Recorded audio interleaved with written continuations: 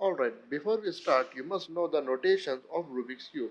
If you are a beginner and you don't know anything about the notations of Rubik's Cube, then I highly recommend you to check out my video, The Basic Notations of Rubik's Cube for Beginner. You can click to this image or the link in the description down below.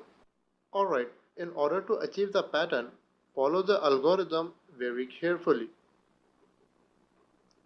R, L, U twice,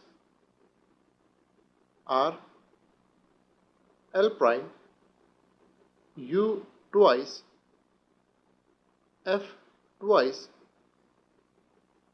L twice, U twice,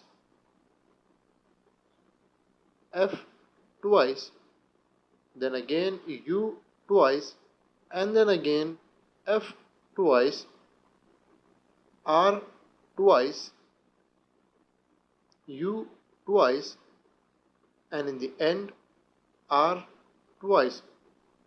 There you have it, a symbol of percentage on the opposite faces of a cube. If you like this video, be sure to check out my playlist for more awesome patterns like this.